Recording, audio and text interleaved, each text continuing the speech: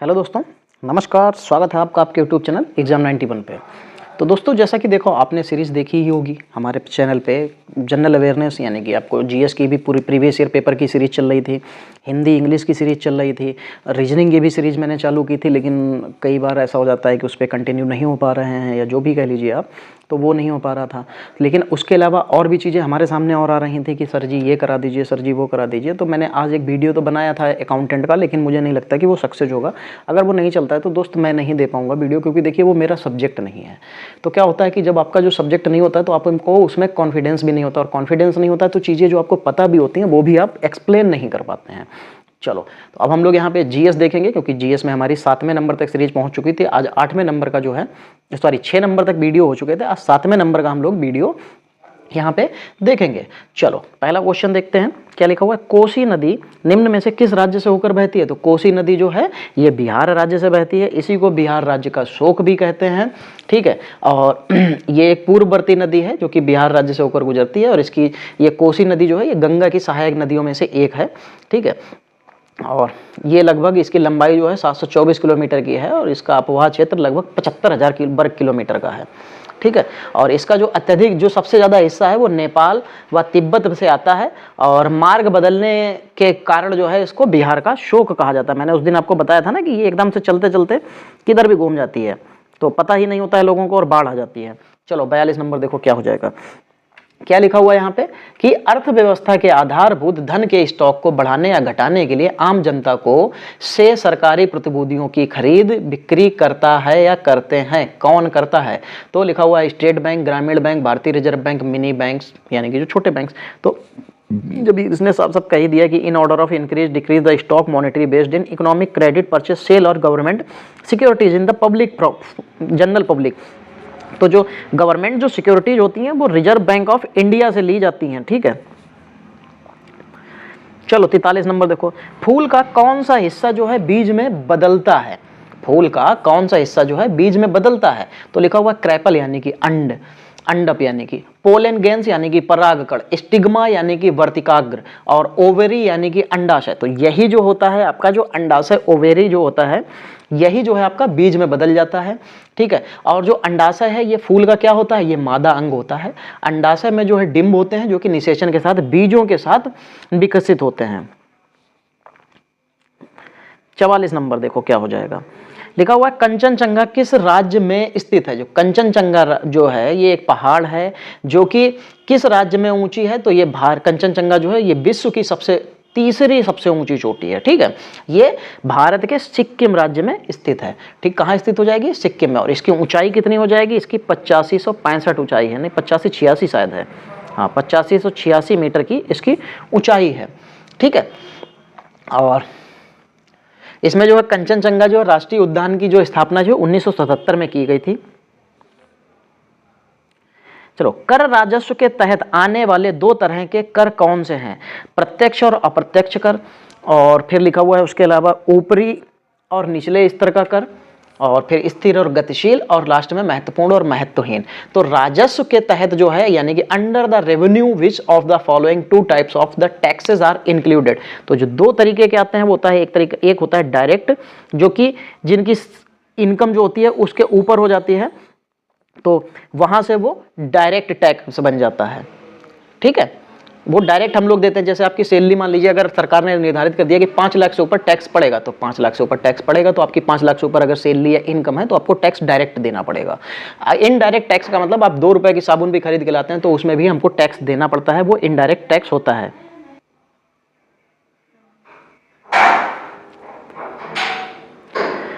चलो भाई 46 नंबर देखो क्या हो जाएगा। यहाँ पे लिखा हुआ है डॉल त्योहार की होली। जो डॉल त्योहार की जो होली है ये कहाँ मनाया जाता है? ठीक है, कि जो होली है ये कहाँ की होती है? तो ये लिखा हुआ है मेघालय, असम, जम्मू और कश्मीर और राजस्थान। तो जो डॉल त्योहार की जो होली है ये भैया असम का त्योहार है। कहाँ की है होली? डॉल त्योहार ये असम की होली है, ठीक है। जो असम में जो होली मनाई जाती है उसको डॉल त्योहार कहते हैं, ठीक है। इसको जो है बारपेटा लोग जो होते हैं वो मनाते हैं। चलो आगे देखेंगे। लिखा हुआ है सोनल मान सिंह किस नृत्य के रूप में जुड़ी हुई हैं, किस नृत्य के रूप से जुड़ी हुई हैं। यहाँ पे लिखा हुआ कथकली, मोहिनीअट्टम, भरतनाट्यम और कुचिपुड़ी। तो जो सोनल मान सिंह है ये भरतनाट्यम से जुड़ी हुई हैं। बाकी देखो भरतनाट्यम से जो है सोनल मान सिंह है, एक दूसरी रुक्मणी देवी भी हैं, वो भी जुड़ी हुई हैं। चलो कुछ और बता देते हैं, जैसे कुचिपुड़ी यहाँ पे लिखा हुआ है तो कुचिपुड़ी से भी देख लो, लक्ष्मी नारायण शास्त्री और राधा रेड्डी हैं। कथकली से मृणालिनी साराभाई हैं, जो बल्ला तोल नारायण है ये भी है। मोहिनीअट्टम से कल्याणी अम्मा और भारती शिवाजी, ये दोनों लोग जो हैं इनसे रिलेटेड है। चलो 48 नंबर देखो क्या हो जाएगा। जब अम्ल विलयन को क्षारक विलयन के साथ मिलाया जाता है तो अभिक्रिया के तापमान पर क्या प्रभाव पड़ता है या क्या प्रभाव पड़ेगा। ठीक है, जब अम्ल विलयन को क्षारक विलयन के साथ मिलाया जाता है, तो जब अम्ल विलयन को क्षारक विलयन के साथ मिलाया जाएगा तो अभिक्रिया का तापमान जो होगा वो क्या होगा, बढ़ जाएगा, यानी कि इंक्रीज हो जाएगा। चलो 9 नंबर देखो, कौन से कोशिका, क्या लिखा हुआ है, कौन से कोशिका घटक जो हैं कोशिका को अपशिष्ट पदार्थ यानी कि निष्कासन तंत्र हैं। कौन से कोशिका घटक कोशिका का अपशिष्ट पदार्थ निष्कासन तंत्र हैं। तो यहाँ पे लाइसोसोम लिखा हुआ है, लॉस्टिड लिखा हुआ है, माइटोकॉन्ड्रिया लिखा हुआ है और गोल्जी उपकरण लिखा हुआ है। तो ये जो लाइसोसोम है यही आपका कोशिका का अपशिष्ट पदार्थ निष्कासन तंत्र है। चलो भाई 50 नंबर देखो क्या हो जाएगा। लिखा हुआ है मैग्नीशियम रिबन को पानी में घोलने पर यह एक नया पदार्थ बनाता है, उसे निम्न विकल्प को पहचाने। मैग्नीशियम को जो है पानी में घोलना है, तो मैग्नीशियम को यानी कि ऐसे लिख सकते हैं कि MgO, ठीक है, इसको जो है H2O के साथ आप जब क्रिया कराएंगे तो क्या बनेगा, तो बन जाएगा Mg, फिर ब्रैकेट के अंदर ऐसे करके OH और इसकी घात 2 बन जाएगा, क्योंकि एक O ये बन जाएगा और एक O ये बन जाएगा, 2 O बन जाएंगे और इसलिए 2 O और 2 H बन जाएंगे, यानी कि 2 ऑक्सीजन और 2 हाइड्रोजन बन जाएंगे। तो यानी कि इसका मतलब जो है मैग्नीशियम हाइड्रोक्साइड बन जाएगा, यानी कि MgOH2। ये पहले ऑप्शन में आपको दिख रहा है, यही आपका सही हो जाएगा। चलो 51 नंबर, मानव शरीर का कौन सा ऊतक वसा को संचित करता है। मानव शरीर का कौन सा ऊतक वसा को संचित करता है। वसा को कौन संचित करता है, तो जो फैटी टिश्यूज होते हैं। इसीलिए तो भैया जब आपका पेट देखो फैट ज्यादा भर जाती है तो पेट एक बिल्कुल कैसा हो जाता है, ऐसा लगता है जैसे उसके अंदर एक पिलो रख दी गई है। ठीक है, तो क्या होता है, फैटी टिश्यूज के तरीके से जो होते हैं, जो वसा में ऊतक होते हैं, वही वसा को मतलब संचित कर लेते हैं और आपका पेट ऐसा हो जाएगा, फूल जाएगा, ऐसा लगेगा हप्पू सिंह बन गए हैं आप। कैसे बन गए हैं, हप्पू सिंह आप बन गए हैं। चलो फिर लिखा हुआ किस प्रकार की खेती में निजी निगम कृषि उत्पादों के प्रसंस्करण विपणन में शामिल होते हैं।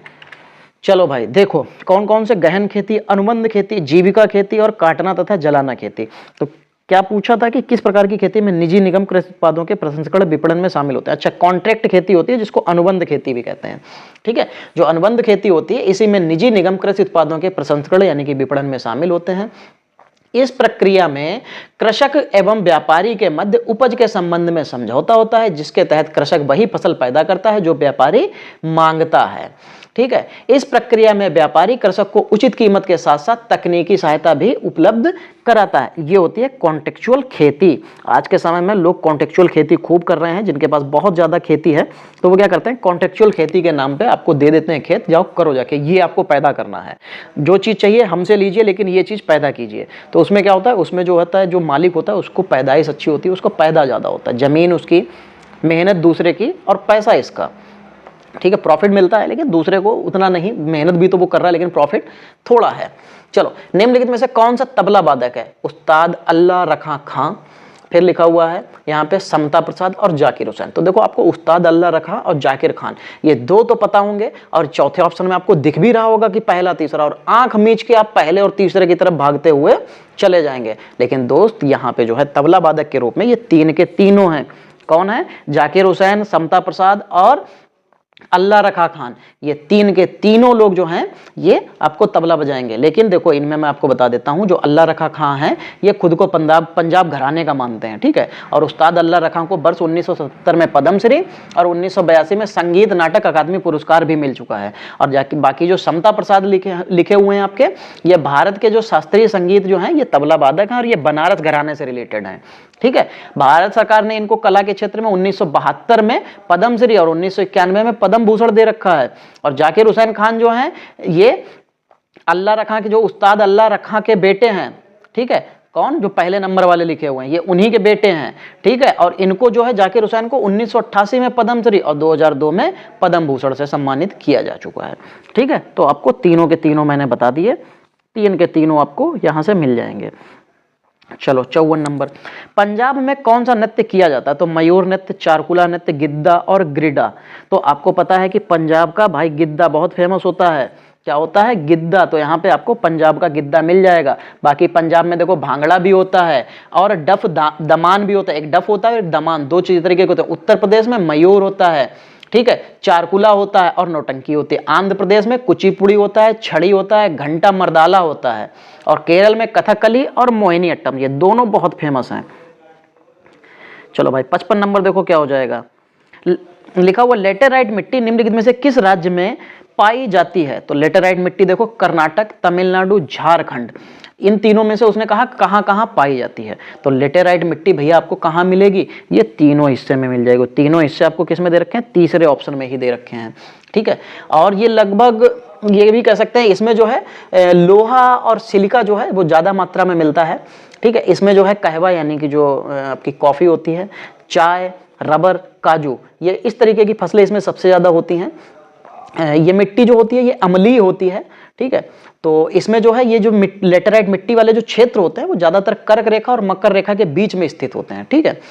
तो जो भारत में जो लेटेराइट मिट्टी जो है वो तमिलनाडु की जो पहाड़ी भाग हैं उसमें कर्नाटक, महाराष्ट्र, झारखंड, इतनी जगह पे आपको मिलेंगे। तो कर्नाटक, तमिलनाडु, झारखंड, यहाँ पे महाराष्ट्र नहीं लिखा था, आप वो भी लिख लीजिएगा, महाराष्ट्र। चलो 56 नंबर देखो, भारत महासागरीय धाराएं किस प्रकार की होती हैं? उष्ण गर्म समुद्र धारा, शीतल समुद्र धारा, ठीक है। तो यहाँ पे 56 नंबर में महासागरीय धाराएं जो हैं वो किस प्रकार की होती हैं? तो भैया ये शीतल समुद्र धारा, उष्ण गर्म समुद्र धारा। अच्छा, ये दोनों तरीके की तो होती हैं, समुद्र से तो दोनों तरीके की धाराएं उठती हैं। चलो 57 नंबर देखो, 57 नंबर में क्या लिखा हुआ है? परिवहन में सबसे महत्वपूर्ण खोज का आविष्कार था। अगर परिवहन में सबसे महत्वपूर्ण खोज की बात करेंगे तो सबसे पहले जो है जो पहिया था, ठीक है, जिसकी खोज पूरा पाषाण काल में हो गई थी। नहीं, पूरा पाषाण में तो आगे की खोज हुई थी यार, नव पाषाण में पहिए की खोज हुई थी, ठीक है। तो जो सबसे पहले जो है अगर आपको परिवहन के क्षेत्र में देखना पड़ेगा तो पहिए का खोज हुआ था, और यह कब हुई थी? नव पाषाण काल में।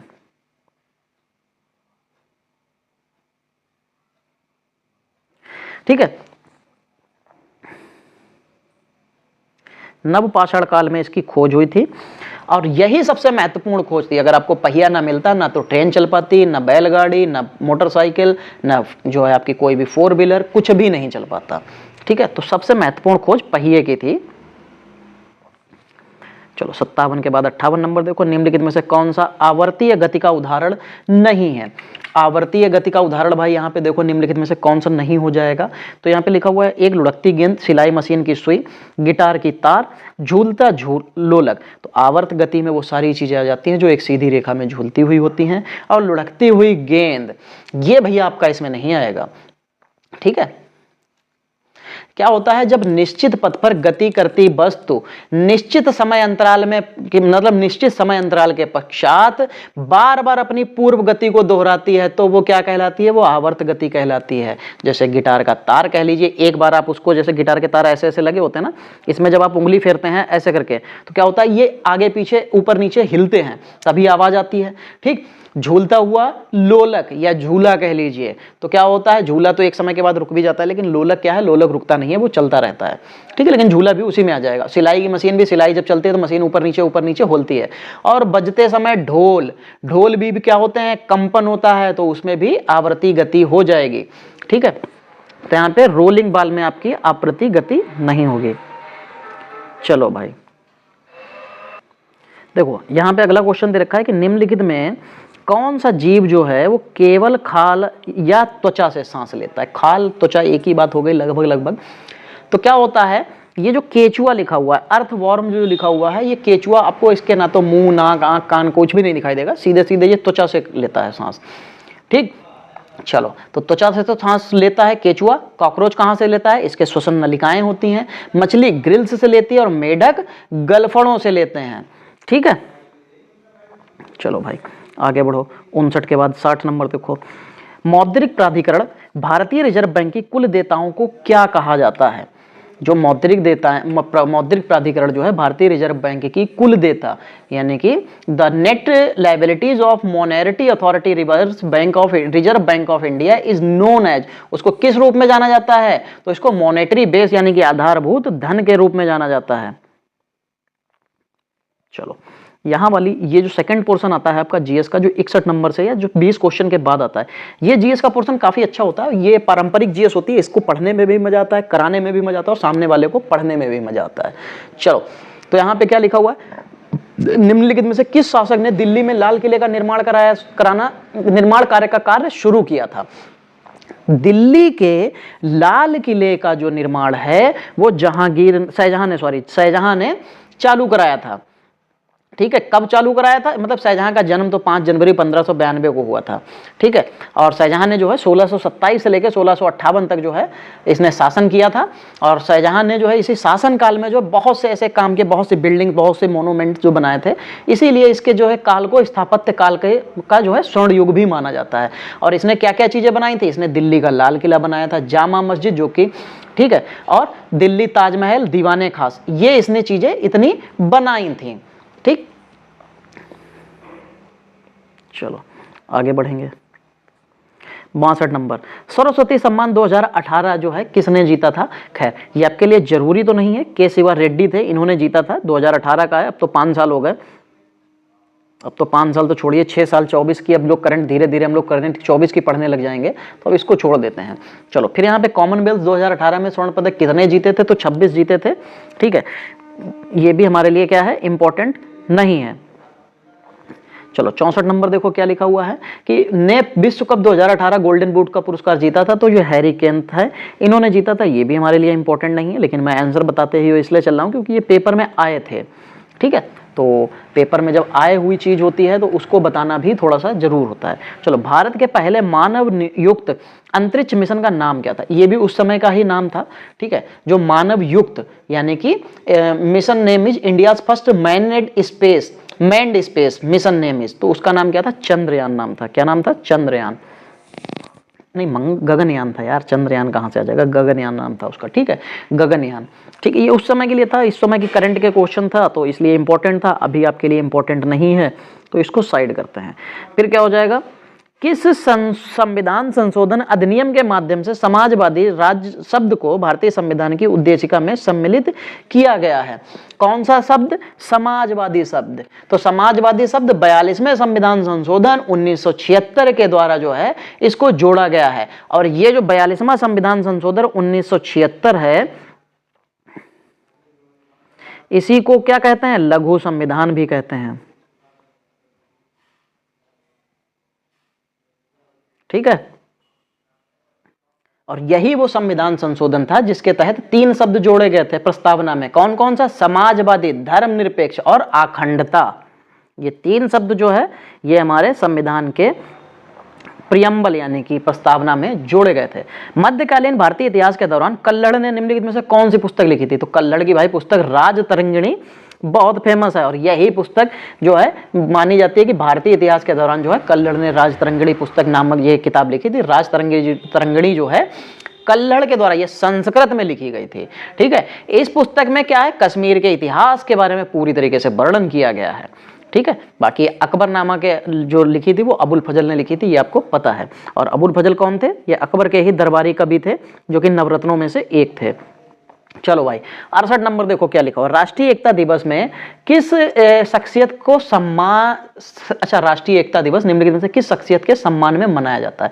तो राष्ट्रीय एकता दिवस सरदार वल्लभ भाई पटेल की स्मृति में मनाया जाता है, या कह सकते हैं इनके सम्मान में मनाया जाता है, क्योंकि जो सरदार वल्लभ भाई पटेल जो थे इन्होंने पूरे भारत के छोटे छोटे टुकड़ों को जोड़ के पूरा भारत बनाया था। भारत को अंग्रेज तो छोड़ के चले गए थे, लेकिन क्या हुआ था, ये बहुत छोटे छोटे जो है राज्यों में टूटा हुआ था, बहुत छोटे छोटे जो है इसके वो भागों में टूटा हुआ था। इसके हर जगह पे तो छोटे छोटे राजा थे, इन्होंने सभी राजाओं को, सभी राज्यों को एक साथ मिला के भारत राज्य बनाया था। ठीक है, और 31 अक्टूबर को राष्ट्रीय एकता दिवस मनाया जाता है। कब राष्ट्रीय एकता दिवस कब मनाया जाता है? तो 31 अक्टूबर। ठीक है, 31 अक्टूबर को ये मनाया जाता है। चलो 29 नंबर, भारत में वित्तीय आपातकाल की घोषणा कौन कर सकता है? तो भैया वित्तीय आपातकाल की घोषणा तो एक ही व्यक्ति कर सकता है। आपातकाल किसी भी तरीके का हो, सिर्फ राष्ट्रपति ही घोषणा कर सकता है और कोई भी इसकी घोषणा नहीं करेगा। और जो आपातकाल है वो हमारे यहाँ पे कितने तरीके के हैं, ये आप लोग मुझे कमेंट में जरूर बताइएगा कि भारत में आपातकाल कितने तरीके के आपातकाल राष्ट्रपति लगा सकता है। ठीक है, चलो एक पुस्तक लिखी है द ऑडिसिटी ऑफ होप। पुस्तक किसके द्वारा लिखी गई है? तो द ऑडिसिटी ऑफ होप जो है ये बराक ओबामा की पुस्तक है। ठीक है, बाकी अभी यहाँ पे कुछ ऐसा खास इंपॉर्टेंट है नहीं, तो इसलिए फिर इसको अभी ड्रॉप कीजिए। चलो अब यहाँ पे हम लोग देखेंगे 71 नंबर। 71 नंबर में भाई क्या लिखा हुआ है? चलो देखो, भारतीय संविधान के अनुसार निम्नलिखित में से किस आधार पर किसी भी नागरिक के साथ विभेद नहीं किया जाएगा, चाहे वो मूल वंश के हो चाहे जाति। तो यहाँ पे दोनों के हिसाब से है, क्योंकि हम जाति किसी भी तरीके से ना तो उसके कहाँ का रहने वाला है इस बात पे भेदभाव कर सकते हैं और उसकी जाति क्या है, ना ही हम लोग इस बात पे उससे भेदभाव कर सकते हैं। और ये जो है भारत का जो अनुच्छेद 15 है, राज्यों को ये आदेश देता है कि नागरिक के साथ ना तो धर्म, जाति, मूल वंश, लिंग, जन्म स्थान या इसके आधार पर कोई भी भेदभाव नहीं किया जाएगा। ठीक है, चलो पूना पैक्ट किस वर्ष हस्ताक्षरित किया गया था? पूना पैक्ट जो है ये 24 सितंबर 1932 को जो है गांधी जी और अंबेडकर के बीच में समझौता हुआ था। इसी को जो है 19 जो है यहाँ पे डेट भी लिख लीजिएगा, मैंने क्या बताई थी, 24 सितंबर। ठीक है, और गांधी जी और जो भीमराव अंबेडकर थे, ये पूना पैक्ट के नाम से इसको जाना जाता है। इन्हीं के बीच समझौता हुआ था, खासकर जब गोलमेज सम्मेलन हो गए थे उसके बाद ये समझौता हुआ था। ठीक है, इसमें हुआ क्या था, इस समझौते में जो दलित वर्ग था उसके लिए एक पृथक निर्वाचक मंडल की जो मंडल जो था उसको त्याग दिया गया था। लेकिन जो दलित वर्ग के लिए आरक्षित सीटों की संख्या प्रतिनिधि विधानमंडलों में 71 से बढ़कर कितनी हो गई थी? 147। और केंद्रीय विधानमंडल में दलित वर्ग के लिए सुरक्षित सीटों की संख्या 18% की वृद्धि की गई थी। मेन चीज गांधी जी को यही नहीं भा रहा था कि जो भीमराव अंबेडकर जी जो ये कर रहे हैं, कि जिसमें जो है ये मतलब भीमराव अंबेडकर जी का कहना था कि जो आपका जो निर्वाचक मंडल है इसमें जो है दलितों को भी स्थान दिया जाना चाहिए। गांधी जी वो नहीं करना चाहते थे। और गांधी जी ने जब ये देखा कि अब तो भाई ये पूना पैक्ट समझौता हो ही गया और अब ये जो है निर्णय हो भी गया, इसमें 18% जो है सीटों की वृद्धि हो गई, 71 से 147 हो गए, तो गांधी जी ने क्या किया कि गांधी जी ने देखा कि अब हमसे जो है दलित पक्ष जो है वो नाराज हो जाएगा। तो इसलिए गांधी जी ने अपने आप को मतलब कह सकते हैं अच्छा दिखाने के लिए कह लीजिए, या जो भी उनकी मंशा रही हो, मुझे मंशा तो खैर नहीं पता गांधी जी की क्या रही थी, लेकिन गांधी जी ने उसी समय इनको दलितों को एक नाम दे दिया जो नाम था हरिजन। मतलब हरि मतलब विष्णु और जन मतलब लोग, विष्णु के लोग इन्होंने नाम दे दिया था। ठीक है,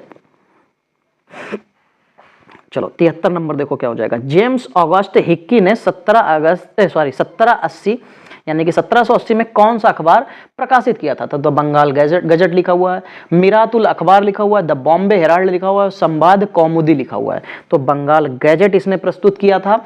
बाकी दो मिरातुल अखबार जो लिखा हुआ है ये राजा राम मोहन राय का है, ऐसे लिख लीजिएगा, राजा राम मोहन। आगे मैं नहीं लिख पाऊंगा क्योंकि मेरे पास जगह नहीं है। ठीक, जब द बॉम्बे हेराल्ड जो है ये विलियम एशनबर्ग का था,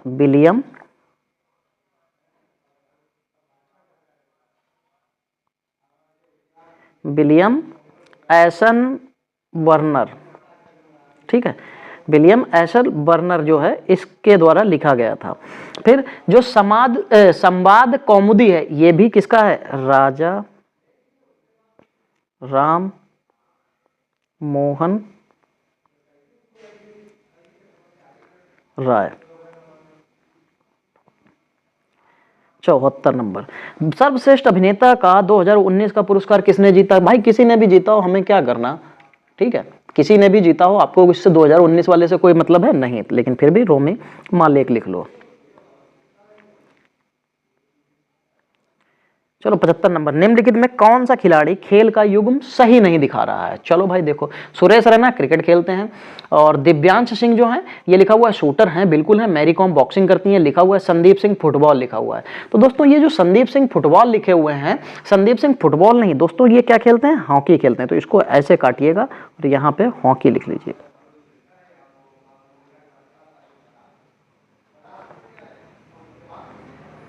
चलो 76 नंबर, दांडी यात्रा से शुरू हुआ और दांडी में समाप्त हुआ। तो दांडी यात्रा कहाँ से शुरू हुआ था? ठीक है, चलो मैं सब कुछ बता दूंगा, लेकिन इसका आंसर आप लोग मुझे कमेंट में बताओगे। दांडी यात्रा की शुरुआत जो है, शुरुआत ये 12 मार्च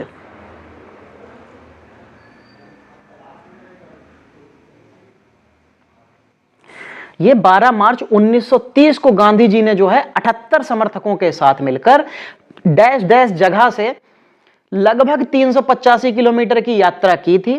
ठीक है, जहां पे ये दांडी पहुंचे थे और वहां पे जाके इन्होंने 24 दिन लगे थे लगभग इस यात्रा को करने में, और इन्होंने 6 अप्रैल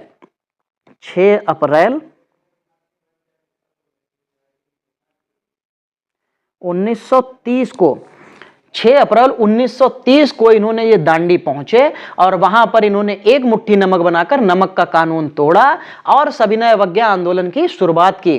ठीक है, और सुभाष चंद्र बोस ने, गांधी जी ने नमक सत्याग्रह की तुलना जो है किससे की थी? नेपोलियन के एल्बा से पेरिस मार्च से की थी। जो नेपोलियन ने एल्बा से पेरिस तक गया था उससे की थी। इसका आंसर आप सभी लोग मुझे कमेंट में बताएंगे। इसका आंसर मैं नहीं बताऊंगा क्योंकि ये जीएस का बहुत बेसिक सवाल है और मैं अपने इसमें जो जीएस की क्लासेस हैं मैंने बहुत बार इसको करवा रखा है। चलो 77 नंबर क्या हो जाएगा? लिखा हुआ है भारत के राष्ट्रपति को के माध्यम से हटाया जा सकता है। तो भैया आप उसके ऊपर महाभियोग लगाइए। ठीक है, क्या लगाइए? महाभियोग जो है ये अनुच्छेद 61 में दे रखा है। महाभियोग किसमें है? ये अनुच्छेद 61 में दे रखा है। तो महाभियोग लगाना है तो आपको अनुच्छेद 61 के तहत महाभियोग लगाना पड़ेगा राष्ट्रपति के ऊपर, तब आप उसको पद से हटा पाएंगे। चलो 78 नंबर, निम्नलिखित में कौन सा राजा बुद्ध की शिक्षाओं से प्रभावित हुआ था? तो भाई बहुत लोग हुए थे, बाकी यहाँ पे अशोक, बिंदुसार, समुद्रगुप्त। तो सबसे पहले अगर यहाँ पे देखेंगे तो प्रभावित हुआ था, फिर अशोक हुआ था। अशोक के बाद तो बहुत से राजा जो आए वो इनके उससे प्रभावित हो गए थे। चलो 49 नंबर, निम्न में कौन सी नदी भारत में नहीं बहती है? तो यहाँ पे लिखा हुआ है लूनी, कृष्णा और मेकांग और महानदी। तो लूनी भी है, कृष्णा भी है, महानदी भी है। जो मेकांग नदी है ये तिब्बत से निकलती है और चीन के यूनान प्रांत जो है वहां से निकलती हुई म्यांमार चली जाती है, लाओस जाती है, थाईलैंड जाती है, कंबोडिया जाती है और वियतनाम तक ये बहती रहती है। और ये दक्षिण पूर्व एशिया की सबसे लंबी नदी भी है। ठीक है, चलिए तो कौन हो जाएगी? मेकांग हो जाएगी। बहुत से देशों से होते हुए जाती है। चलो 80 नंबर तो खैर आपका करंट का क्वेश्चन है, कोई मतलब नहीं है आपके, लेकिन फिर भी चलो देख लेते हैं। निम्नलिखित में से किसी 2019 में संयुक्त अरब अमीरात में सर्वोच्च नागरिक सम्मान जायद पदक से सम्मानित किया गया? तो ये नरेंद्र मोदी को किया गया था। सीधे आंख मीच के लगा दीजिए आप। तो दोस्तों हमारे जो आज के 40 क्वेश्चन जीएस के थे ये आज यहीं पे समाप्त होते हैं। अगर आपको ये सेशन अच्छा लगा है तो वीडियो को लाइक और शेयर जरूर कर दीजिएगा। बाकी दोस्तों मिलेंगे हम लोग अगली क्लास में, तब तक के लिए जय हिंद दोस्तों।